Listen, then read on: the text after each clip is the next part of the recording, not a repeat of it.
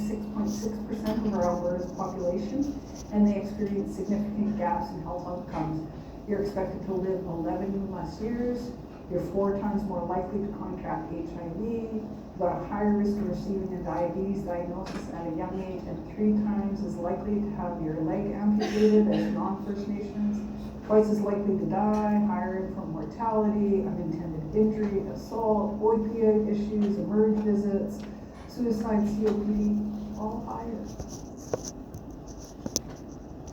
I really like this study, and I don't know if you remember this, Lisa or Rick or Nicole, but in northern Manitoba, where they've got a real problem with type 2 diabetes in youth, they brought a focus group of 12 Indigenous youth together. Their average age was 12. And they said, let's talk about having diabetes and living with diabetes as a youth. And these themes emerged from the discussions. They were shocked, overwhelmed, confused, devastated, and depressed by the diagnosis. And I'm not sure if this is how Conrad felt. I know that's how I felt when my 2-year-old was diagnosed. But in addition to feeling shocked and overwhelmed, they had a high awareness of the risk of complications. They lived in a community rife with diabetes. They knew they could have their leg amputated, lose their vision, die at an early age, end up on dialysis. And what that did is it made them think, right, I'm having such a hard time understanding, I'm just gonna put my head down. They blame themselves, they blame their genetics. And what that contributed to is challenges with self-monitoring and responsibility, because blood sugars were problematic. So this concept, and Conrad, my experience with Indigenous youth, listen, low blood sugars are scary. High blood sugars are not scary. You kind of might feel a bit dizzy and fuzzy, you might get grumpy and bitchy, but low blood sugars, you lose consciousness. You can't control yourself. So they run rich because they don't know. And they don't know how to balance that fear of complications. And they feel ashamed. There's a huge feeling of shame amongst Indigenous youth. Is this something that I did? I'm now being judged. I've got other problems in accessing the healthcare system, and they struggle to understand the cause. This is very different environment. Think of being surrounded by peers who are struggling. So some other First Nations facts, longer-term risks of end-stage renal disease and mortality in individuals with youth-onset diabetes amongst First Nations. And you can see, like, for the p-value, guys, different ages, but deaths without end-stage renal disease and higher rate of renal disease and mortality, 14.6 versus 7.2% for mortality, and renal disease requiring dialysis, 1 in 10 versus 1 in 25. What about the characteristics of youth living with type 1 and type 2 diabetes? Because we had a support group at Maskwaci, and one of the elders, Patricia Littlechild, said we've lost our dancing and our food culture, and we need to be more active. We need to address physical activity, and obesity is a contributor to this, because diabetes in Indigenous youth is not exactly the same as in non-Indigenous youth. You can see they tend to have higher BMI scores. So type 2 diabetes is what's common in Indigenous youth as opposed to type 1 diabetes. Does it matter? No, treatment's the same, complications are the same, but a slightly different paradigm if we think about preventing the majority from getting diabetes, preventing the development of diabetes, and then using other strategies to optimize diabetes prevention. The prevalence is going up. It seems to be higher amongst Indigenous First Nation girls than boys. And within the primary public health and Indigenous strategic clinical network within our community, Alberta Health Services, we've developed some guiding principles. We want to build sustainable action so that the Conrads of the future end up within huge health. We want to be able to foster and support and embrace traditional knowledge and practices. Lisa and Conrad shared with me one story. At one time, his leg turned blue. Lisa said, oh my gosh, that looks bad. I'm calling the ambulance. By the time she thought, wait, by the time that ambulance gets to me, I'm going to be in trouble. And so they went to a local healer at Maskwaci, and something happened and his leg returned to a normal color. I'm not sure what that Indigenous healer did, but we need to allow First Nations peoples to embrace those care aspects and respect their rights to care. We need to know that the needs of all Indigenous health and Indigenous peoples and empower self-determination, autonomy, and governance, and we need to exercise reconciliation. So that's kind of what I'm trying to do. This is late in my medical career, but I can help. I put this up here because I care about equity and inclusion, and we're driven by the Institute of Health Informatics and quadruple aim of reducing costs, optimizing population health, having a healthy workforce, optimizing the patient experience, but increasingly health systems are looking at equity, diversity, and inclusion. I work at the hour. I'm amazed at the people that we send back out to communities that they don't come back more often.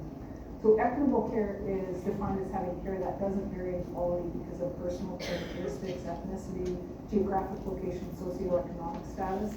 And so it can't be, we don't only center equity providing equitable care, we want care of the highest quality. So the mouse view, my mouse view of Conrad, and working with my colleague Lena Jorgensen, we said, what can we do for Conrad? And we wanted to work using Conrad's story to support Indigenous wellness. We wanted to build on existing structures.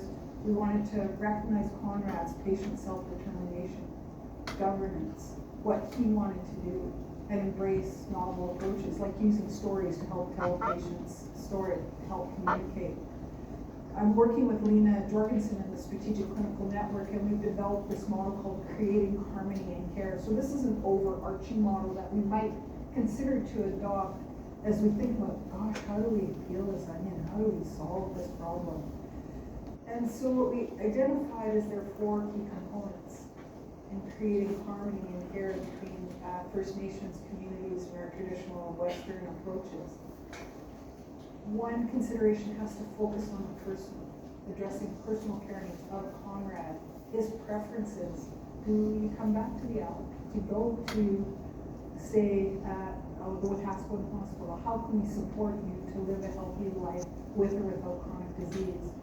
We need to look at the care. We need to be able to think about embedding traditional and Western evidence-based care practices and beliefs. We have to be open to the fact that, listen, you guys, Western medicine does not solve all problems.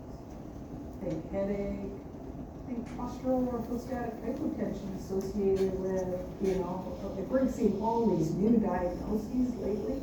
So what about the system? What are the determinants of health in our health system, in our community, that might impact the risk of chronic disease and living with disease? And what is the role of community, building on community wisdom and support and resources? So this is really important. And as we broaden that circle, it includes considerations of the patient journey, a community wellness model, provider toolkits that might be relevant in Maskwaci. What if we could have supported this care in Maskwaci more efficiently over this 10-year history of chronic illness? And we learned from elders in the community, and we learned that food security and insecurity, malnutrition in youth, healthy foods, traditional approaches, and food growing and preparation skills were important. And from the elders, we learned that the land is medicine, and the stories we hear from the elders prepare us how to live for a healthy life. We need to get back to there. So that's not where I come from, but I absolutely have respect for how our First Nations communities, specifically Lisa, Maskwaci, are going to work in that direction. Balance and healing. Balance comes from food and ceremony. Our healing, we have to keep peeling the onion right down to the core and heal. We have to get the healing one person at a time. So I did rounds at the Alec. I said, time for truth and reconciliation at the Alec. So I'm trying to stir the pot at the Alec. They can't fire me. So I wanted to raise awareness at all levels, and I wanted to consider how our collective responsibility exists to help transform the system so that we could create capacity, perspective, and harmony for these different views. So Lisa, I have learned a lot from, and she's been Conrad's advocate since the first day I met her. And after Conrad passed in February, and Lisa's gonna share her story, we met and she debriefed with us. It took a while for her to imagine losing a 21-year-old kid to diabetes complications when you didn't really think you got a good deal from the healthcare system. So Lisa came to me and said, Leah, I want to form a diabetes support group in Massachusetts. Because I had said, Conrad gave me this story to share. He's gifted me this, and Keenan Williams has said, I think he's gifted you a spirit bundle, because I feel the burden of this gift and the responsibility of it. And so when Lisa said, let's form a support group, I said, okay, let's form a support group at Massachusetts. And she said, let's make it for patients' families. I said, how about for patients and patients' families? I said, okay. So we had our first meeting about a month and a half ago. And Lisa did an amazing job. Pulled door prizes together. We focused it on Conrad. We really wanted to celebrate his memory and his story. And we actually had over 30 people in attendance, including elders and counselors, which is part of the culture, the tradition that exists in our First Nation communities that doesn't really exist explicitly in our big community. It exists differently. And so with that, I'm going to hand off to Lisa because her story is a continuation of Conrad's story.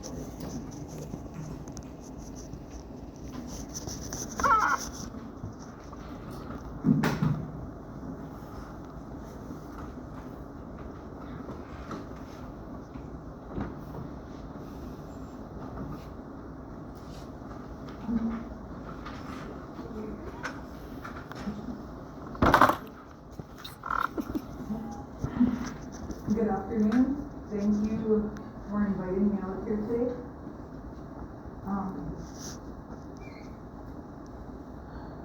My son was 11 years old when he was diagnosed with type 1 diabetes.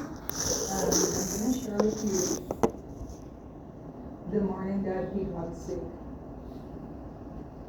The night before, we were out at just a regular outing. And later on that evening, about 10 o'clock that evening, he was saying that he had a sore stomach and that he was feeling shaky. And I assumed he just took too much sugar or something at the theater, so I brushed it off. However, a few days before, I have 3 sons, and well, no offense to the men in here, but boys are boys and they fiancés. This urine, one of my boys had urine that looked like sugar, and I knew something was wrong. 5 o'clock in the morning, he was even over the toilet, and it honestly looked like he lost weight, all of his weight completely overnight. I took him into the Wetaskiwin Hospital. And the doctor that was on call in there was very quick to judge with the stomach fluid. Give him lots of fluids, he'd be fine. I told him, can you test him for diabetes? And the doctor was saying, it's very unlikely a child of this age is going to have diabetes. I said, okay, well, you can either test him now or bring him back later. I said, okay, I'll save you the trip. Within an hour, the hospital staff, emergency, the nurses were rushing in and out of our room, poking fingers, hooking up IV, stopping him that Gatorade. I asked them what the sugar reading was at. They wouldn't tell me. Doctor will be in here with you shortly. So we sat there and waited. The doctor came in with the most surprised look on his face, says, he's got diabetes. I asked him, you're 100% sure on that? He said, yeah. So I asked, what's his sugar reading? You glad you're sitting out this one. His sugar reading was 40.1. So he was on the IV already. They told us we're going out to Stollery. We got transported here to Edmonton Children's Stollery. The next week we learned about, for the whole week we learned about it. Diabetes, carb counting, matching your food to insulin. It was a big challenge.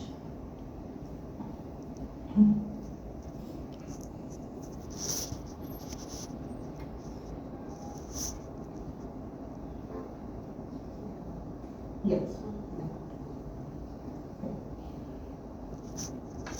So,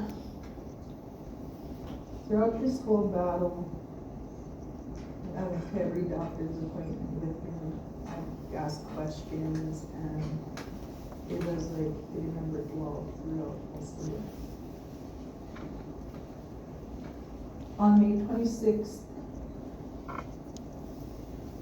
Conrad told me that he heard a pop in his wrist. All he did was go like this. And he was really stubborn, and he said, I'm okay. By noon the next day,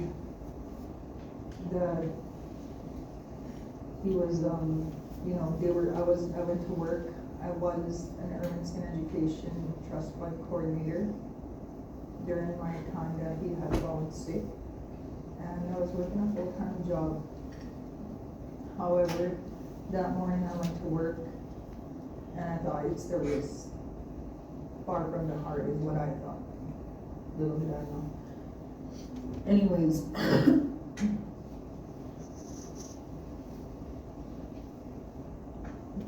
I was on my way home, and my phone just kept going and going. My kids were texting me. He was messaging me. We need to get to the hospital. Something's not, and I knew it was bad. I called the ambulance along my drive home from work and asked them to meet me there, explaining that he had a fear of nurses, a fear of doctors, and that I might need some help with this, and that they're equipped with everything in there. They came to my house and took him by ambulance to the Wetaskiwin Hospital. He waited about 4 or 5 hours inside this hospital emergency room with his arm like this, throbbing.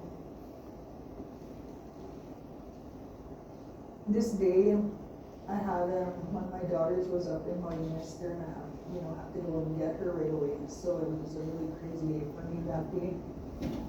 Along my drive, Conrad calls me, and he was just crying, and he goes, Mom, you're sending me to Red Deer. I need surgery. And I told him, it's okay, son. I'll be there when you get up. I'll be there. I got into, late that night. It was about 11 o'clock, and I haven't heard from him.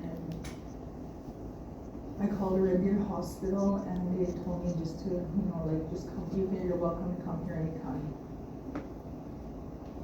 I got to the Red Deer Hospital, and I was being escorted by security.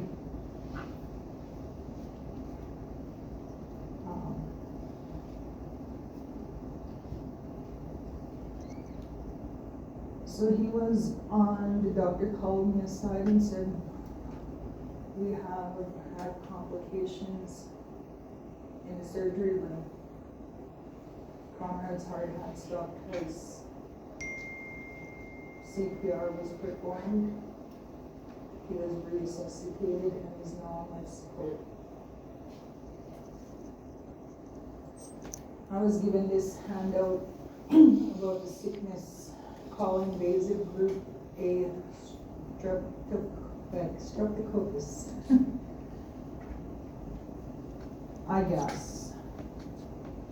My whole family had to be on antibiotics for this sickness for a week. 2 days later, after being on life support, he was up. He was really, really angry, confused, me here, really, really angry. He thought that he only slept for 2 hours. I had to sit him down and tell him, son, you were on life support for 2 days. And after telling him that, he broke down and he started to look at life in a new way. He was gifted a second chance and he wanted to do better with himself. However, the sickness just wouldn't let him. So, on Unit 21 in Red Deer, the nurses did not understand somebody that just came out of life support. He was often misunderstood. Now this picture here, where he's sleeping, he's, look at his arm right here. And right here on his neck, he had a pick line.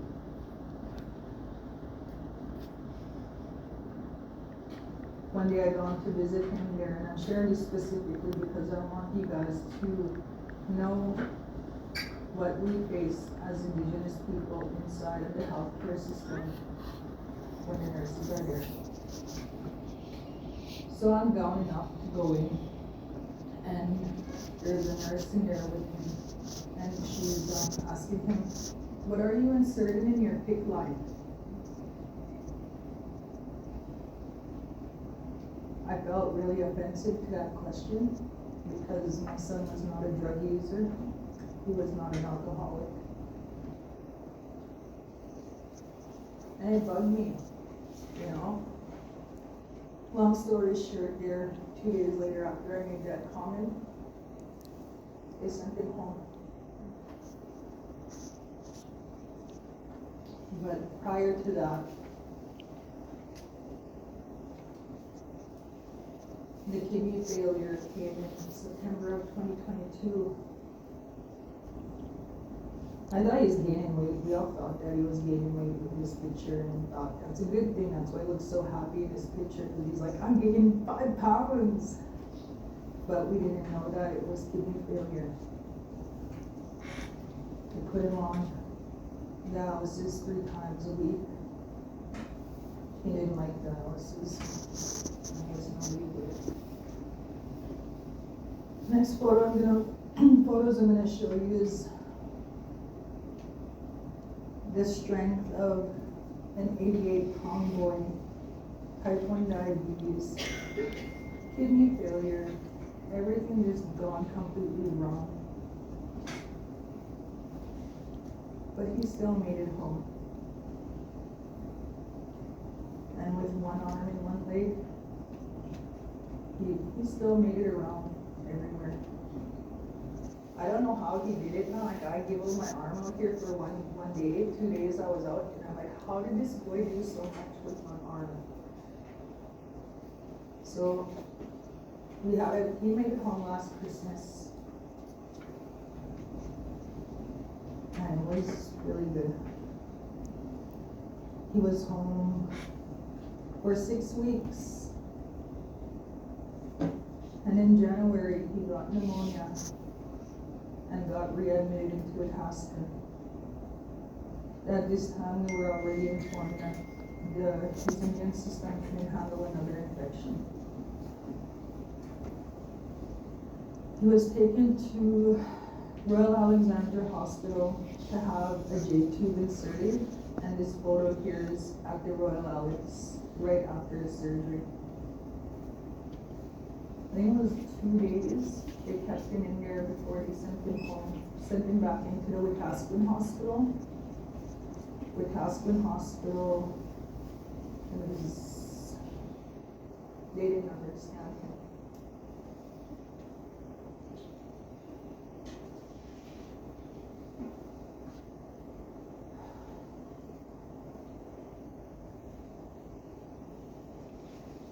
When he got moved back into the Wetaskiwin Hospital,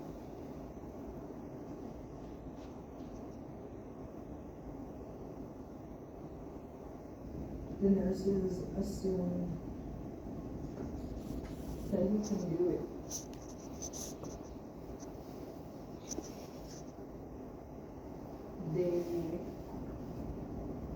He has one arm, one leg. And I had a nurse come up to me and say, so if he can put his clothes on by himself, why can't he take himself to the washroom?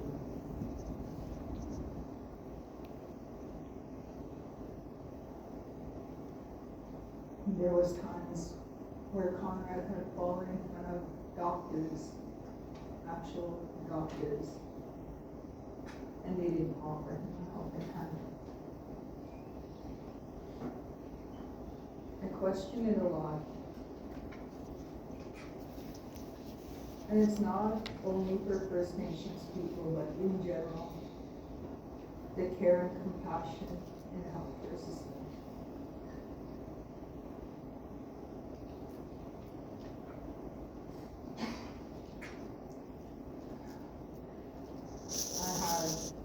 There's a lot of times there I went toe-to-toe with the nursing units there to try and help them to understand Conrad, to understand where he is coming from. They released him that day that I was telling you about the pig line. That day, they sent him home and they deemed him to have no infections, no signs of infection to be in the hospital. However, I'm not ready to show them just yet, but that day when they discharged him and the big band-aid that's on his arm in that picture, he had absolutely no skin from his wrist to his elbow all the way down. So I wrote and I made a patient's complaint on that, and I asked them, why did you discharge my son with absolutely no skin on his arm? And the response that they gave me in letter form is stating that there was no signs of infection. There was no reason for him to be there at that time. He only got to stay home for 2 days before our home care nurses in Muswatchees were, you need to get him back to the hospital now. And as soon as we got him back to the hospital, they had hooked him back up to those 5 bags of IVs, and the doctor was telling us he needed amputation on that arm immediately. It was my birthday the day they offered to do the amputation. He said, not on my mom's birthday.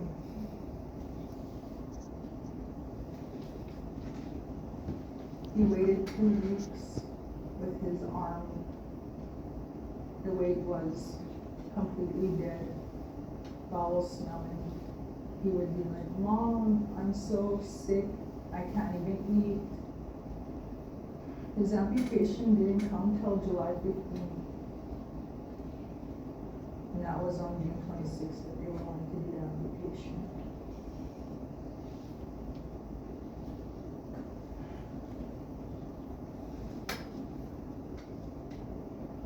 Inside the hospitals, I was just telling Leah upon arrival here today is,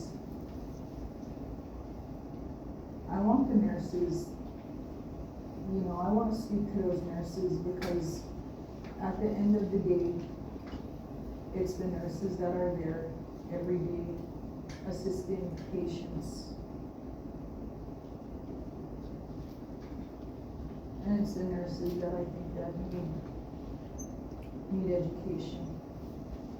They need to be educated on diabetes, the care of it, depression, mental health, how do you cope with it?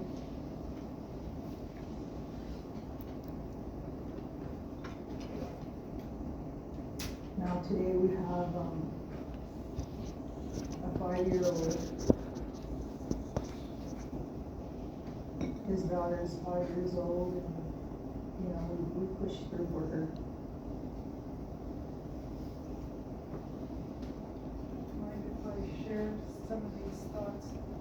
You guys, Lisa's telling this incredibly painful story, so that you can understand her journey. And we've taken the liberty, we actually debriefed with Lisa. We said, let's hear your story. And it took Lisa really 2 months after Conrad passed to kind of be ready to talk about it, to relive it. And my intent isn't to go through her story here, but for us to listen to it. You can read that. Conrad felt shame. I have to, I've been a dog for a long time. One of the most incredible, strong people I have ever seen. Such grace and such resilience. Lisa and Conrad are not complainers. Listen, the diabetes education was helpful. Having helpline, that was great. They got some education tools. They wanted to have clear understanding about how to access both traditional and Western medicine. And in pediatric care, the experience with healthcare providers was pretty good. So for a transition. Transition sucked. Because Conrad said, I'm an adult, and the program said, hey, you're an adult. And the wheels fell off. You guys probably don't have 16-year-old kids, but if you do, you know that they know more than their parents. They for sure know more than their parents, okay? She identified some suggestions because we want to learn from Lisa. And you guys, I've not been on this journey working with an amazing patient advocate in a problem that I feel so strongly about. I'm a gastroenterologist, but this is not something the scope is getting cured. And it's a place where we can adopt a mouse view. What could we have done for Conrad to make it better, and what can we learn so that the individual that we're dealing with next is in a better position? The deer view, what do we do from a community perspective, empowering the client in the home, and from a health system perspective? You guys absolutely have to be part of the change. You can't perpetuate this. And Lisa identified that physicians, dogs aren't bad. Listen, I've seen a few bad dogs. It's not good enough to say, oh, it's the nurse's problem, dibs out. Not my problem, I'm a doctor, I'm really the angel, I'm angelic. That's bullshit, okay? So communication and support, embedding mental health supports for this young guy. Support, collaborate with advocates and champions. There were times when Conrad was in here, acute care, gas was $1.80 a liter, and Lisa's driving an hour and a half each way to see Conrad. But if you don't have, $150 to fill up your gas tank, when you don't have enough money for food, for instance, our diabetes support group days are on hungry days, because around the 10th or 11th of the month, people's checks run out. So throw food insecurity onto diabetes, real problem. Thinking about Indigenous liaisons. Basically, most importantly, showing kindness and compassion. Empowering the clients. And so what Lisa has done is she's put herself out there and said, okay, I'm a champion. And she's got her supports, her partner and her sister. And when we went to the Masquatchee support group, the community was there. The community wants to band together. And so we want to say thank you to Masquatchee. We can build upon that. And we wanted to just finish with this, and we'll have a panel for discussions. We wanted to share Conrad's story and Lisa's story so that the next generation of healthcare providers can do better in supporting Indigenous Albertans living with diabetes. We wanted to raise awareness about inequity in care for Indigenous Albertans. Just a little aside, I saw this study recently. The Royal Alchemers, they did a study, Indigenous people versus non-Indigenous people come in, and they looked at disease severity scores for the same cues.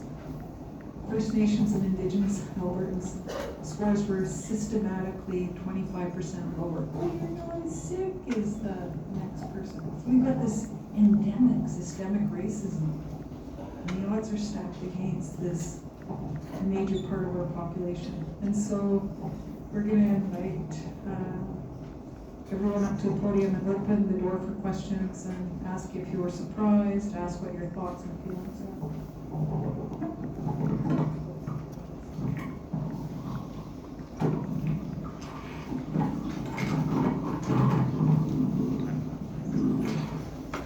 Does anyone have any questions?